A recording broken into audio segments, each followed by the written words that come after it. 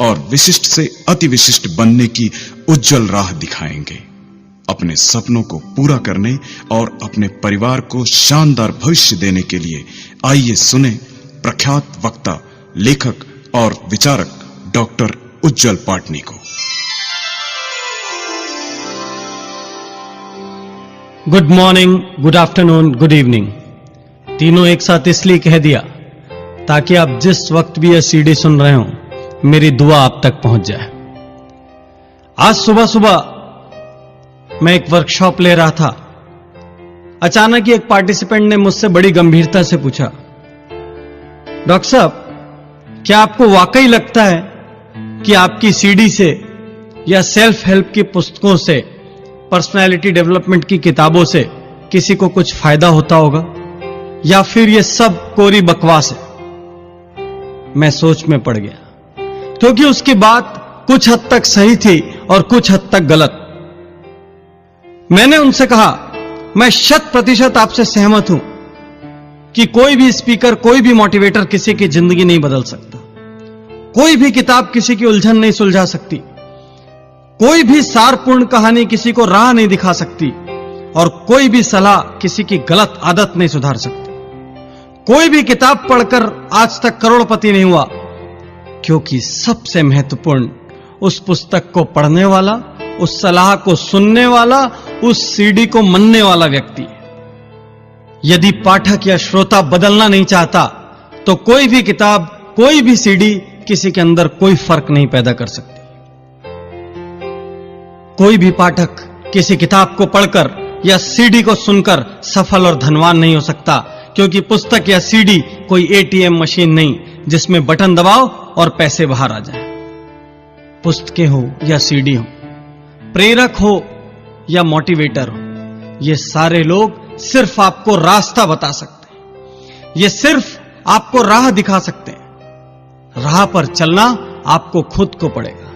यदि आप बिस्तर से बाहर निकलकर पसीना नहीं बहाना चाहते, यदि आप दुनिया में गर्मी और बारिश झेलने की हिम्मत नहीं रखते, तो फिर सफलता आपके लिए बहुत ही कठिन और बहुत ही दुरूह होगी। यदि सीडी का असली मजा लेना है, यदि मेरी बातों का असली आनंद लेना है, तो मैं ज्ञानी हूं, इस धारणा को निकाल फेंको। एक बार एक शिष्य एक गुरु के पास गया।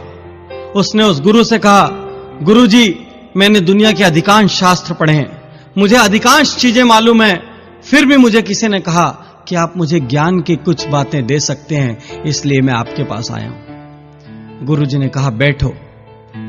टेबल पर आमने सामने बैठे। गुरुजी ने एक नौकर को आदेश किया, चाय लेकर आओ। एक केटली चाय की आई, 2 कप गुरु और शिष्य के आमने सामने रखे गए। गुरु ने केटली से अपने कप में चाय डाली। उसके बाद उन्होंने शिष्य के कप में चाय डालना शुरू किया। कप आधा भर गया, कप पौना भर गया, कप पूरा भर गया और चाय बाहर गिरने लगी। शिष्य ने कहा, गुरुजी, ये क्या कर रहे हैं? कप भर चुका है और चाय बाहर निकली जा रही है। गुरु ने कहा, शिष्य, जिस तरीके से भरे हुए कप में और चाय आना संभव नहीं है, ठीक उसी तरीके से तुम्हारे भरे हुए दिमाग में किसी भी नए विचार के लिए कोई जगह नहीं। तो यदि तुमको जीवन में कुछ सीखना है, यदि मुझसे कुछ पाना चाहते हो, तो सबसे पहले अपना दिमाग खाली करके आओ। हम सब की सबसे बड़ी परेशानी यही है, हमारा दिमाग पहले से इतने सारे विचारों से भरा हुआ है। हम पहले से ही सोच लेते हैं अमुक बात से हमें कोई फायदा नहीं होगा, अमुक चीज बकवास है, और इसीलिए कोई भी बात ना तो हमें लाभ पहुंचा पाती है और ना ही हमारे जीवन में कोई सकारात्मक परिवर्तन ला पाती है। तो मित्रों, आप आगे मुझे जितनी भी देर सुने, जिन लोगों को बकवास लगे वो बकवास समझकर भूल जाएं, लेकिन जिन लोगों के मन में जरा भी अपने जीवन को बदलने की इच्छा है, जो लोग अपनी एक भी गलत आदत को बदलना चाहते हैं, जो लोग चाहते हैं कि सफलता उनके कदम चूमे, जो लोग ये चाहते हैं कि वो जिंदगी में और हीनता के साथ ना जिएं, उन सब के लिए मैं अपने दिल से निकली हुई लाइनें कहना चाहता हूं। और यदि इस पूरे सीडी में आपने 1 या 2 लाइनें या 1 या 2 विचार भी ग्रहण कर लिए, तो यकीन मानिए आपके जीवन में बहुत बड़ा परिवर्तन आ सकता है। क्योंकि बहुत बड़ा परिवर्तन लाने के लिए बड़े बड़े पोथी और शास्त्र पढ़ने की जरूरत नहीं है। बहुत बड़ा परिवर्तन कभी कभी मात्र एक विचार के माध्यम से आ सकता है। मित्रों, यदि जीवन में सफलता पाना है, यदि जीवन में आगे जाना है तो जिंदगी की प्राथमिकताएं तय करनी होगी।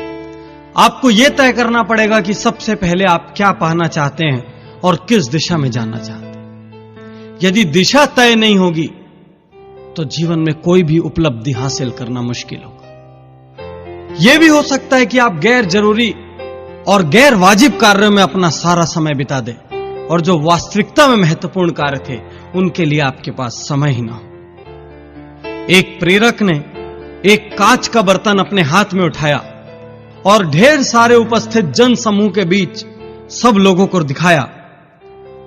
उस प्रेरक ने उस कांच के बर्तन में पत्थरों के बड़े बड़े टुकड़े डाले और वो बर्तन भर गया। प्रेरक ने उपस्थित लोगों से पूछा, क्या इस बर्तन में कुछ और आने की जगह है?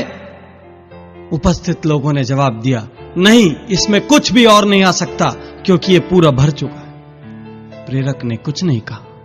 प्रेरक ने छोटे आकार के कंकड़ उठाए और बर्तन में डालना शुरू किया।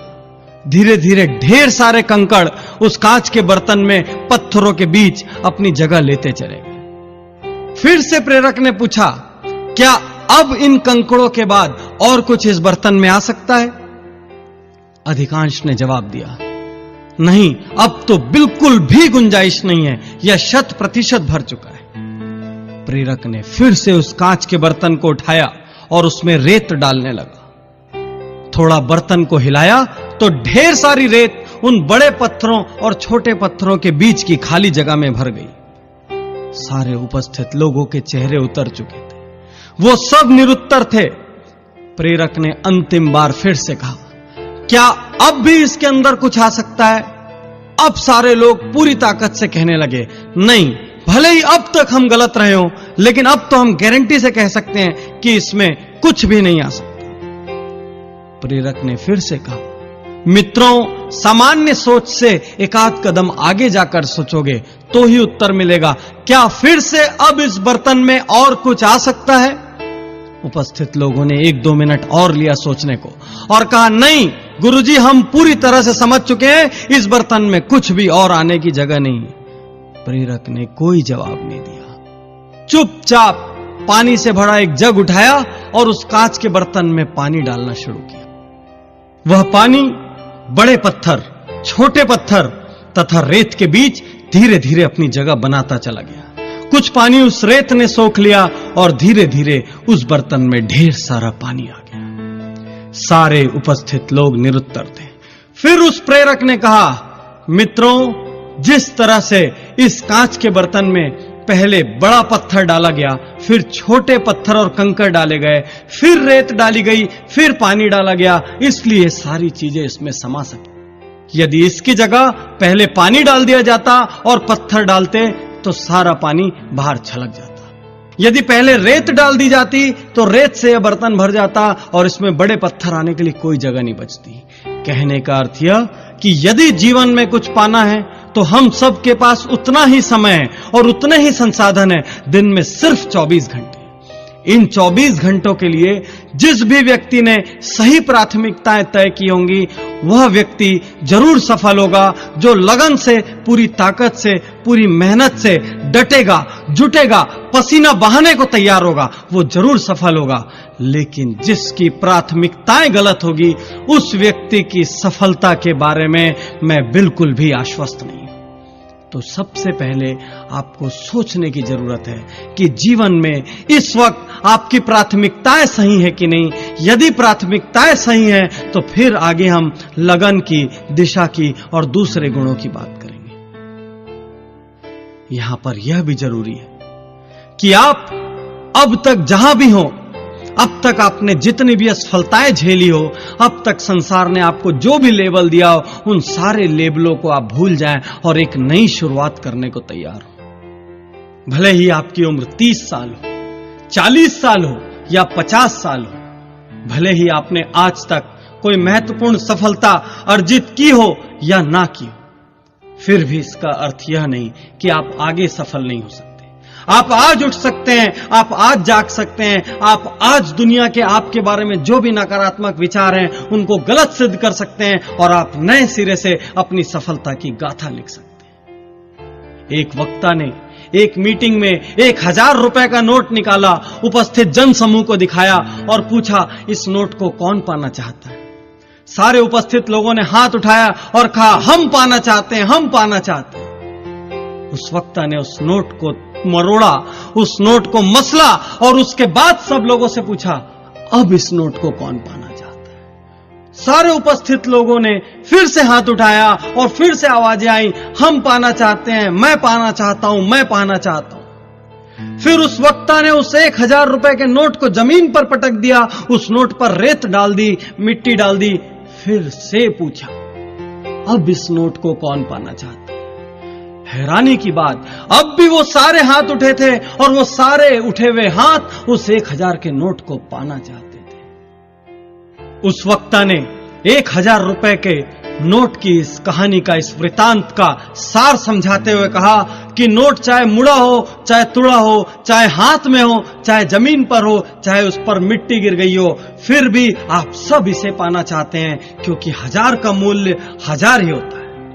ठीक इसी तरीके से जिंदगी में आप कैसी भी परिस्थिति से गुजर रहे हो, कितनी भी ठोकरें खाई हो, आपका मूल्य कोई नहीं कम कर सकता, बशर्ते आप अपना मूल्य सही आंकते हो।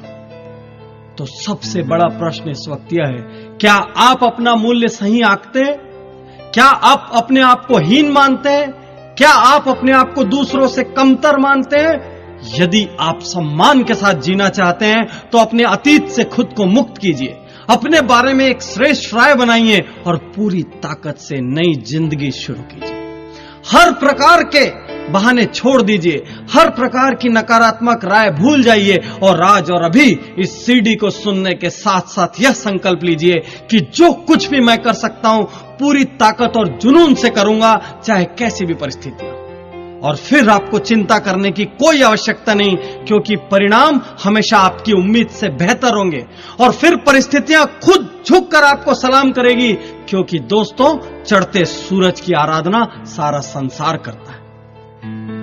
सफलता के रास्ते पर चलने के लिए आपको अपने दैनिक जीवन में झांकना होगा। आप कितने बहाने बनाते हैं, आप कैसी भाषा का प्रयोग करते हैं।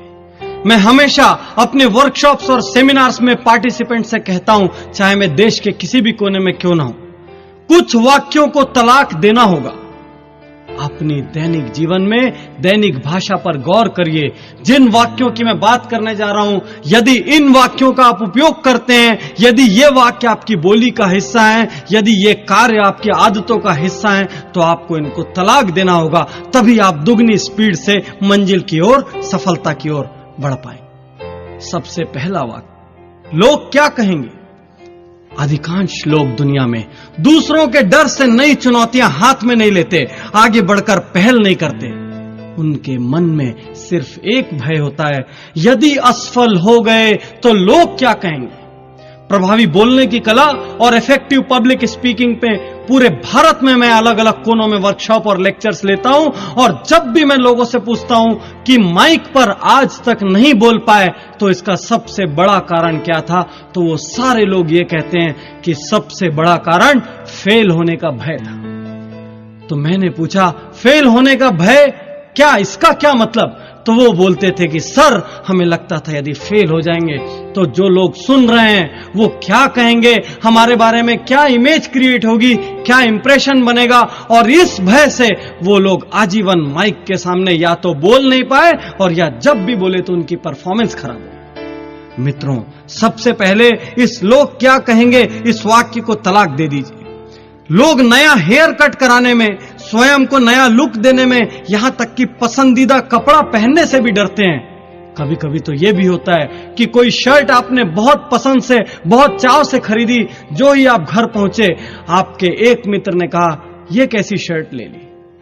फिर अगले दिन जब आप पहन के निकले तो परिवार के किसी दूसरे व्यक्ति ने कहा, यह शर्ट बिल्कुल नहीं जच रही है। थोड़ा आगे बढ़े, किसी तीसरे व्यक्ति ने कहा, यार डिजाइन पुराना है। तो आप अपनी इतनी चाव से, पसंद से ली गई शर्ट को अलमारी के अंदर किसी कोने में रख देंगे और आजीवन उसे आप नहीं छुएंगे। मैं पूछना चाहता हूं कि आप दुनिया के लिए पैदा हुए हैं या खुद के लिए?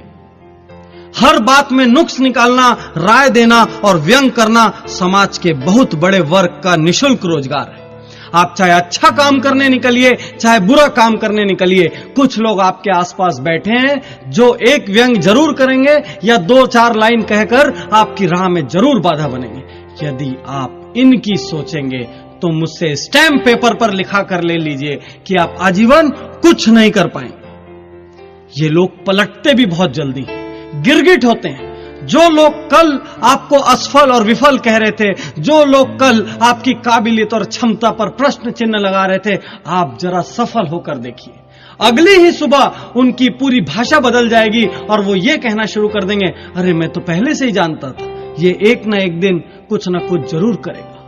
ऐसे लोगों की वजह से यदि आप अपने सपनों को मार रहे हैं, ऐसे लोगों की वजह से यदि आप अपने लक्ष्यों को छोड़ रहे हैं, तो आप अपनी किस्मत के साथ, अपने आप के साथ बहुत बड़ा अन्याय कर रहे हैं। जो भी काम कर रहे हैं पूरी ताकत से कीजिए।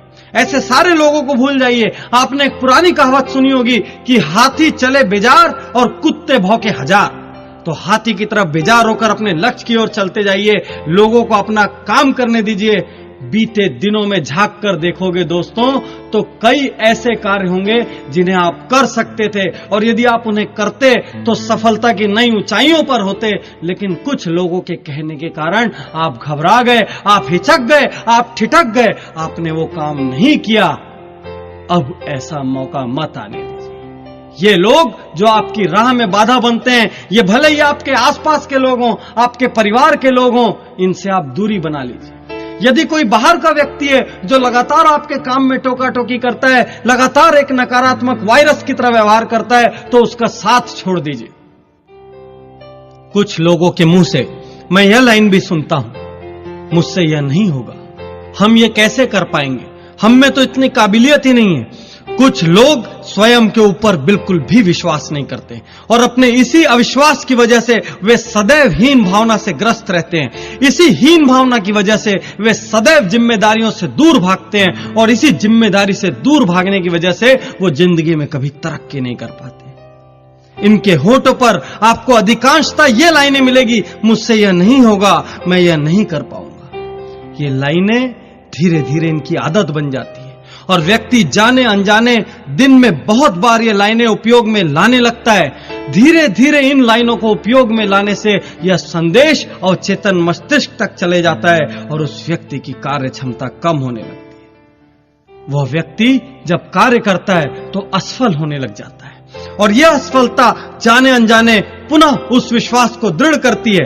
कि मुझसे यह नहीं होगा। मित्रों, यह एक आत्मघाती वाक्य है और यह धीरे धीरे आपकी छवि को आपके स्वयं के सामने, परिवार के सामने और समाज के सामने नकारात्मक बना देगा।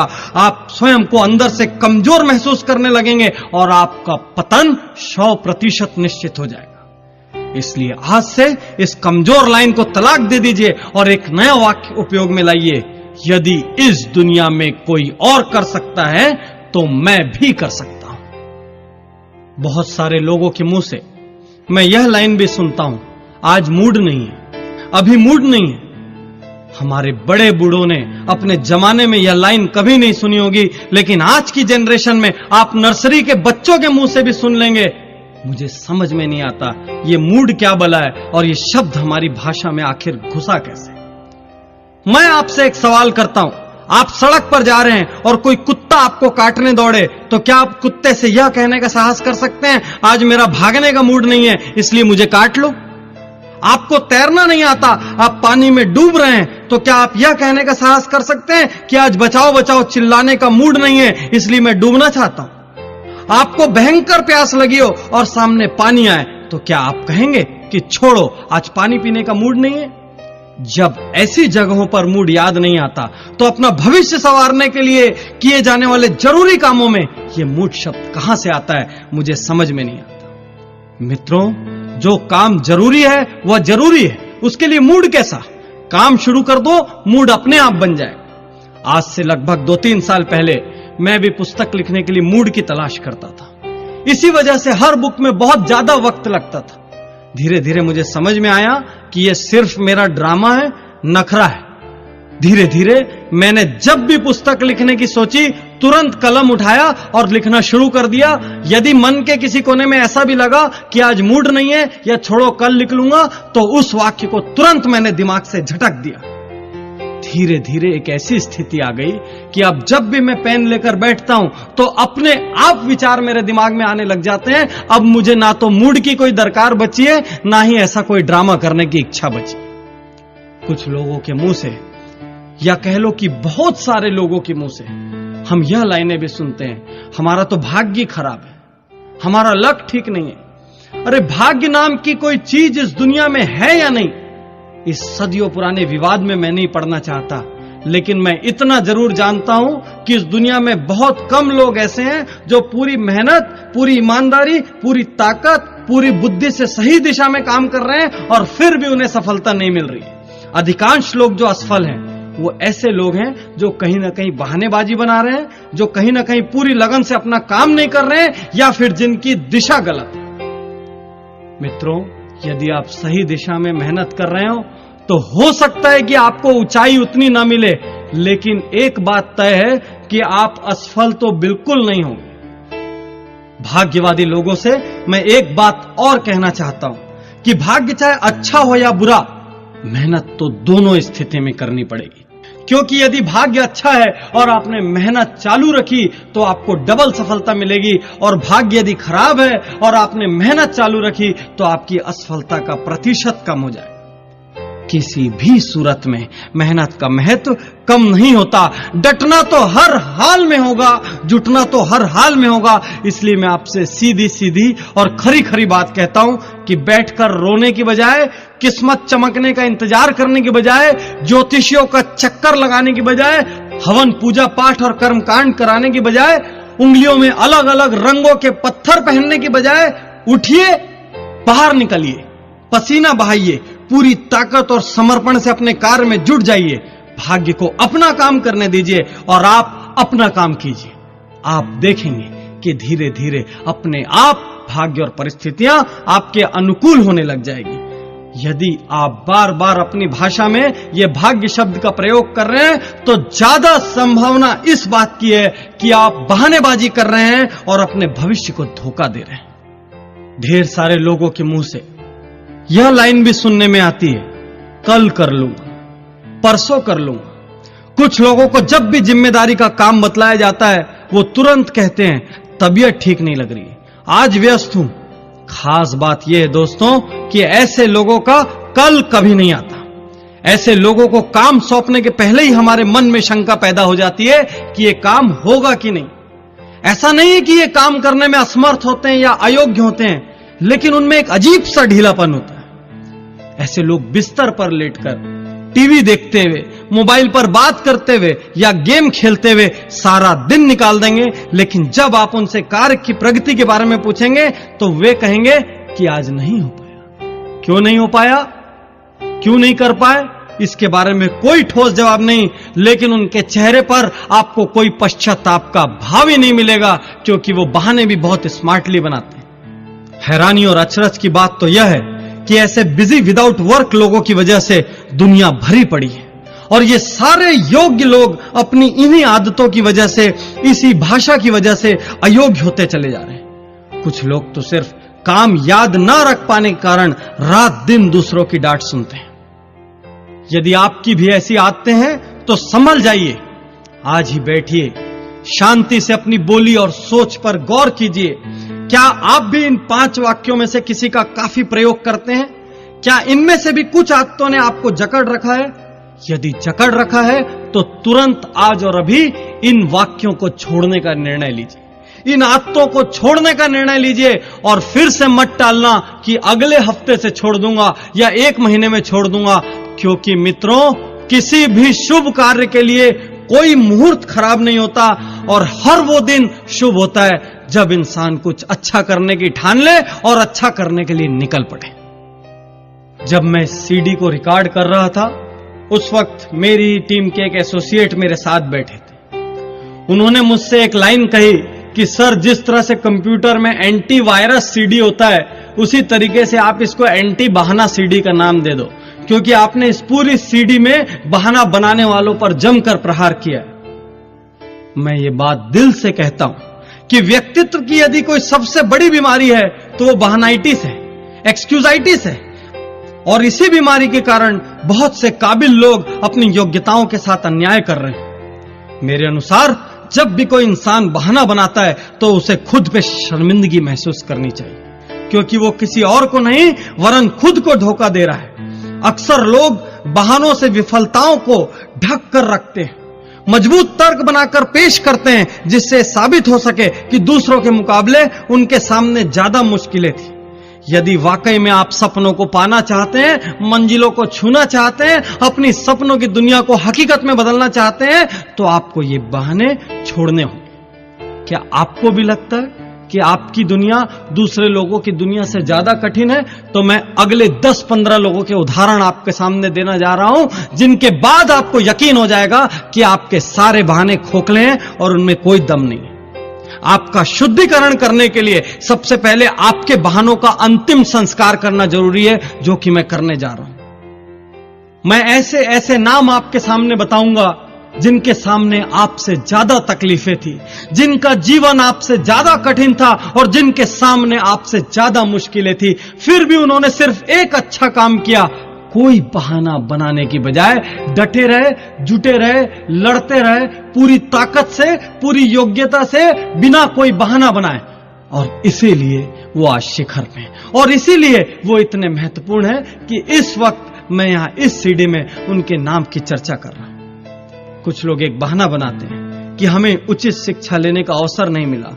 मित्रों, उचित शिक्षा लेने का अवसर फोर्ड मोटर्स के मालिक हेनरी फोर्ड को भी नहीं मिला था और रिलायंस इंडस्ट्रीज के चेयरमैन धीरू भाई अंबानी को भी नहीं मिला था। फिर भी इन लोगों ने अथाह और अपार सफलता अर्जित की।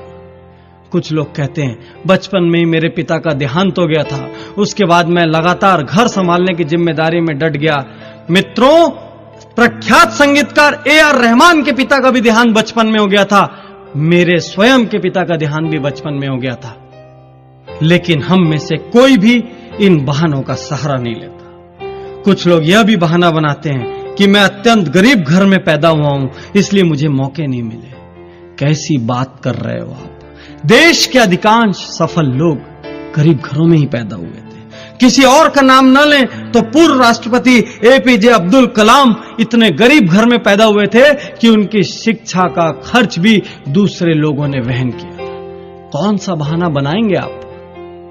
कौन सा बहाना बनाएंगे आप? मैं आपके सारे बहानों की सर्जरी कर दूंगा। कुछ लोग कहते हैं मैं बचपन से लगातार अस्वस्थ रहता था। अरे, ऑस्कर विजेता अभिनेत्री मर्ली मेटलिन भी बचपन से बहरी थी और अस्वस्थ थी। कुछ कहते हैं कि मैंने साइकिल पर घूमकर आधी जिंदगी गुजारी, तो आप सुन लीजिए कि निरमा के करसन भाई पटेल, जो आज करोड़पति हैं, अरबपति हैं, उन्होंने भी साइकिल पे निरमा बेचते हुए आधी जिंदगी गुजारी। कुछ लोग कहते हैं कि एक दुर्घटना में अपाहिज होने के बाद मेरी हिम्मत चली गई, तो आप जान लीजिए कि प्रख्यात नृत्यांगना सुधा चंद्रन के पैर भी नकली हैं। कुछ लोग कहते हैं कि बचपन से मेरी बुद्धि तेज नहीं थी। अरे, आप यह जान लो कि थॉमस एल्वा एडिसन को बचपन में उनकी स्कूल से मंद बुद्धि होने के कारण निकाल दिया गया था और उस मंद बुद्धि व्यक्ति ने 40 से ज्यादा आविष्कार किए। कुछ लोग कहते हैं कि मैं इतनी बार हार चुका हूं कि अब हिम्मत नहीं बची। अब्राहम लिंकन का उदाहरण याद करो। 15 बार चुनाव हारने के बाद वह व्यक्ति राष्ट्रपति बना और इतिहास में स्वर्णाक्षरों में अपना नाम अंकित कर दिया। कुछ लोग कहते हैं मुझे ठीक से इंग्लिश नहीं आती। अरे, आज के राजनेता लालू यादव को भी ठीक से इंग्लिश नहीं आती, वो हार्वर्ड और ऑक्सफोर्ड वाले लोगों के बीच में जाकर अपनी बात रखते हैं। कुछ लोग कहते हैं कि मुझे बचपन से परिवार की जिम्मेदारी उठानी पड़ी। स्वर साम्राज्ञी लता मंगेशकर को भी बचपन से परिवार की जिम्मेदारी उठानी पड़ी थी। यहां तक कि उन्होंने पहला गाना भी इसलिए गाया था क्योंकि उस दिन उनके घर में पैसों की सख्त जरूरत थी। कुछ लोग कहते हैं मेरी लंबाई बहुत कम है, तो देश के सुपरस्टार सचिन तेंदुलकर की भी लंबाई बहुत कम है। कुछ लोग कहते हैं मैं इंजीनियर बनना चाहता था, लेकिन परिस्थितियां ऐसी हो गई कि मुझे मेरे मन की राह नहीं मिली, मैं व्यापारी बन गया। डेल कार्नेगी का नाम आपने सुना होगा, जिन्होंने how to win friends and influence people जैसी बेस्ट सेलर किताब लिखी है। वो फुटबॉल खिलाड़ी बनना चाहते थे, लेकिन वो विश्व के सर्वाधिक लोकप्रिय और प्रख्यात लेखक बन गए। कौन सा बहाना बनाओगे आप? कैसा बहाना बनाओगे आप? मैं आपके हर बहाने की सर्जरी करने के लिए आपके सामने खड़ा हूं। कुछ लोग कहते हैं मैं अत्यधिक मोटा हूं, इस वजह से मुझे शर्म आती है। अरे मोटे हो तो मोटापा कम करो। अदनान सामी को देखो, इतना मोटा व्यक्ति था तब भी वो बहुत अच्छा गायक था, और उसने एक दिन निर्णय ले लिया कि मुझे मोटापा कम करना है, तो उसने ऐतिहासिक रूप से अपना वजन कम करके दुनिया को दिखा दिया कि दृढ़ निश्चय हो तो सब कुछ संभव है। कुछ लोग कहते हैं मैं एक छोटी सी नौकरी करता हूं, क्या हो पाएगा। अरे धीरू भाई अंबानी, नारायण मूर्ति, ये सारे लोग छोटी छोटी नौकरियां करते थे। कोई कहता है मेरी कंपनी, मेरा व्यापार एक बार दिवालिया हो चुका है, अब मुझ पे कौन भरोसा करेगा। तो आप जान लीजिए कि जिस पेप्सी को आप बड़े चाव से स्वाद लेकर पीते हैं, वह दुनिया की सबसे बड़ी शीतल पेय निर्माता कंपनी पेप्सी कोला 2 बार दिवालिया हो चुकी। कुछ लोग कहते हैं मैं डिप्रेशन में जा चुका हूं, मेरा नर्वस ब्रेकडाउन हो चुका है। तो आप जान लीजिए कि डिज्नीलैंड बनाने के पहले वॉल्ट डिज्नी का भी 3 बार नर्वस ब्रेकडाउन हुआ था। कुछ लोग उम्र का बहाना बनाते हैं, उम्र बहुत ज्यादा हो चुकी है। तो आप ये जान लीजिए कि विश्व प्रसिद्ध केंटकी फ्राइड चिकन के मालिक ने 60 साल की उम्र में पहला रेस्टोरेंट खोला था, और उस दुनिया में उनके पास रेस्टोरेंट की श्रृंखला है। कुछ लोग कहते हैं कि मेरी उम्र कम है, तो आप सानिया मिर्जा को देखिए, इतनी कम उम्र में दुनिया के शीर्ष टेनिस खिलाड़ियों में आज उनका नाम शुमार है। कौन सा बहाना बनाएंगे आप। कुछ लोग कहते हैं मेरे पास एक बहुत ही बहुमूल्य आइडिया है, लेकिन जहां भी जाता हूं कोई मेरे प्रस्ताव को स्वीकार नहीं करता, मैं हताश हूं, निराश हूं। आप जान लीजिए कि जेरोक्स की फोटोकॉपी मशीन के आइडिया को भी पहले ढेरों कंपनियों ने अस्वीकार किया था, और परिणाम हमारे सामने है। आज हर गली में, हर ऑफिस में एक फोटोकॉपी मशीन है, और वो आज किसी भी ऑफिस के लिए सबसे जरूरी चीजों में से एक।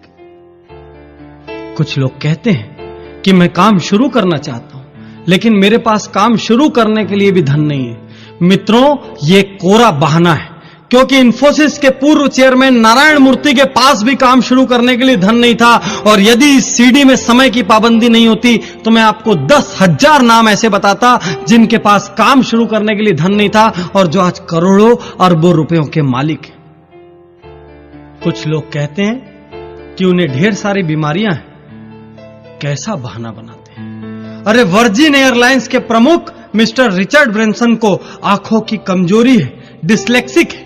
लेखक वेद प्रकाश मेहता की दोनों आंख नहीं है। राष्ट्रपति रूजवेल्ट के दोनों पैर काम नहीं करते थे। यहां तक कि स्वर्ण पदक विजेता विल्मा रुडोल्फ को पोलियो था। मित्रों, आप जितने भी बहाने सोच सकते हैं, मैं उनसे ज्यादा नाम आपको बता सकता हूं जिन्होंने उन मुश्किलों का हल ढूंढा है। कुछ लोग कहते हैं कि यह जरूरी नहीं कि जो प्रतिभा इन महानायकों के अंदर थी, जिनके नाम आप ले रहे हैं डॉक्टर पाटनी, वही प्रतिभा हमारे अंदर भी हो। तो मैं आप सब लोगों से कहता हूं कि यह भी जरूरी नहीं कि जो प्रतिभा आपके अंदर है वो इन महानायकों के अंदर हो। आप किसी और गुण के बल पर महारथी साबित हो सकते हैं। मैं ये यकीन से कह सकता हूं कि हर वह व्यक्ति सफल हो सकता है जो हार के लिए तैयार हो और सही दिशा में डट कर जुड़ जाए। हां, सफलता का प्रतिशत अपनी अपनी योग्यता के अनुसार कम या ज्यादा हो सकता है, लेकिन यह तय है कि असफलता हाथ नहीं लगेगी। और हां, इस सफलता की शुरुआत किसी बहाने से नहीं हो सकती, उसके लिए एक दमदार प्रयास की जरूरत है। लेकिन ये बहाने आपके सपनों की अर्थी जरूर निकाल सकते हैं। इसलिए अगली बार काम से जी चुराने के पहले, असफलता के डर से काम छोड़ने के पहले, जिम्मेदारियों से भागने के पहले यह जरूर सोच लेना कि आप किसका अहित कर रहे हैं। क्योंकि मित्रों, जीवन में आपने क्या खोया और क्या पाया, इसकी सिर्फ आपकी और आपकी जिम्मेदारी है। एक बात और कहना चाहता हूं कि यदि आप सोच रहे हैं कि कल कुछ खास हो जाएगा, भविष्य में कुछ जरूर कर लूंगा, तो मैं आपको बताना चाहता हूं कि भविष्य का आविष्कार नहीं होता। हर रोज जो आप करते हो उसी से भविष्य का निर्माण होता है। आप हर रोज जो मेहनत कर रहे हो वह भी भविष्य में तब्दील हो रहा है, और आप हर रोज जो बहानेबाजी करके दिन गंवा रहे हो वह भी भविष्य में तब्दील हो रहा है। आपको चुनना होगा आप कैसा भविष्य चाहते हैं। एक कड़वी सी बात कहना चाहता हूं कि कल यदि आपके माता पिता आपके जैसी संतान होने पर अफसोस करें, कल यदि आपकी पत्नी आपके जैसा पति पाने पर अफसोस करे और कल यदि आपका बच्चा आपको पिता कहने में अफसोस करे तो इसके जिम्मेदार सिर्फ आप होंगे। आज आप जहां भी हैं, कल आप जहां भी होंगे, इसके लिए आप किसी भी और को जिम्मेदार नहीं ठहरा सकते। इसलिए आज, अभी और यहीं अपने सारे बहानों का अंतिम संस्कार कर दीजिए, अपने सारे नकारात्मक वाक्यों का अंतिम संस्कार कर दीजिए और देखिए कल की सुनहरी सुबह एक बार फिर आपके लिए खुशियों के नए पैगाम लेकर आएगी। और अचानक ही आप देखेंगे कि भाग्य भी आपका साथ देने लगेगा। अचानक ही आप देखेंगे कि ऊपर वाले का आशीर्वाद भी आपको हर पल मिलने लगेगा। एक गांव में एक बार बहुत भारी बाढ़ आ जाती है। धीरे धीरे सारा गांव उस बाढ़ में डूबना शुरू हो जाता है। एक व्यक्ति का घर उस बाढ़ में डूबने लगता है, जो कि ईश्वरवादी था, ईश्वर में बहुत ज्यादा आस्था रखता था। पानी धीरे धीरे ग्राउंड फ्लोर से फर्स्ट फ्लोर तक आता है और छत तक पहुंच जाता है। वो व्यक्ति दौड़कर छत पर चला जाता है अपनी जान बचाने के लिए। धीरे धीरे पानी छत में भरने लगता है। इतने में वहां एक नाव आती है और वो लोग उससे कहते हैं कि इस नाव में आ जाओ, जान बच जाएगी। वह व्यक्ति जवाब देता है, अरे मुझे नाव की कोई जरूरत नहीं, मेरी तो जान भगवान बचाएंगे, मैं उनका बड़ा प्रिय बंदा हूं। वह नाव आगे निकल जाती है। धीरे धीरे पानी और भरने लगता है। इतने में एक और नाव आती है। वो व्यक्ति कमर तक पानी में डूब चुका होता है। उस नाव से लोग फिर चिल्लाते हैं, अरे इस नाव में आ जाओ, कुछ ही मिनटों के भीतर तुम पानी में डूब जाओगे, तुम्हारी जान चली जाएगी। वो व्यक्ति फिर से वही जवाब देता है कि अरे मुझे तुम्हारी नाव की कोई जरूरत नहीं, मैं उस भगवान का प्रिय बंदा हूं, वही मेरी जान बचाएंगे। यह सुनकर वो लोग हंसते हैं और वो नाव भी आगे चली जाती है। पानी उस व्यक्ति की गर्दन तक आ चुका होता है। इतने में ऊपर से एक हेलीकॉप्टर आता है। उस हेलीकॉप्टर से सैनिक रस्सी फेंकते हैं, उस आदमी को चिल्लाते हैं, इस रस्सी को पकड़ो और ऊपर हेलीकॉप्टर में आ जाओ।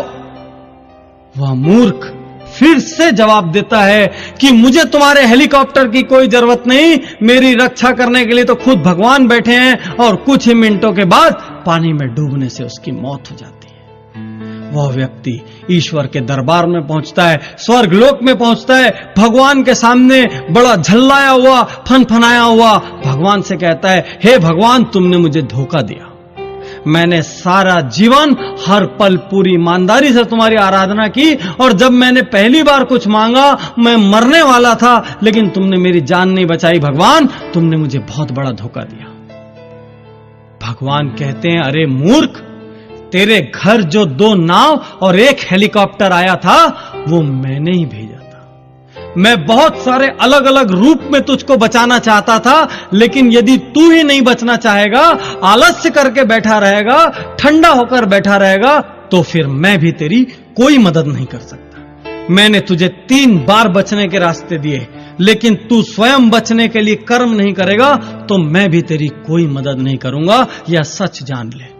तो मित्रों, सार यह है कि ऊपर वाला भी कर्मवीरों की मदद करता है। यदि आप हाथ पर हाथ रखकर भाग्य के भरोसे अपने घर पर बैठे हैं तो उठ जाइए, बाहर निकल आइए।